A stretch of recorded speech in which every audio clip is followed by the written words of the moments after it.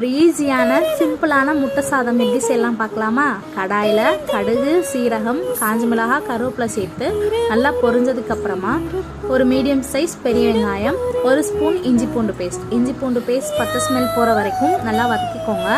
இது கூட ஒரு மீடியம் சைஸ் சின்ன தக்காளி நல்லா வதங்கினதுக்கு அப்புறமா ஒரு ஸ்பூன் மஞ்சத்தூள், ஒரு ஸ்பூன் சில்லி பவுடர் வதங்கினதுன்னு நான் இன்றைக்கி 3 முட்டை சேர்த்துக்கிறேன். இது ஒரு 2 பேருக்கான குவான்டிட்டி நான் செய்கிறது, அதனால் 3 முட்டை சேர்த்துக்கிறேன். முட்டை சேர்த்து ரொம்ப வதங்காமல் ஒரு 50% வெந்திருக்கும் போதே நம்ம சாதம் போட்டு நல்லா கிளறிக்கோங்க. இப்போ நம்ம ஒரு 5 நிமிஷம் தம் போட போகிறோம். தம் போடும்போது ஒரு டேபிள் ஸ்பூன் நெய், இது கூட ஒரு ஸ்பூன் கரம் மசாலா சேர்த்து ஒரு 5 மினிட்ஸ் தம் போட்டிங்கன்னா சூப்பரான ஈஸியான முட்டை சாதம் ரெடி ஆயிடுச்சு. இது குழந்தையிலேருந்து பெரியவங்களுக்கு ரொம்ப பிடிக்கும். இது எனக்கு வாய்ஸ் வரல, மன்னிச்சுக்கோங்க.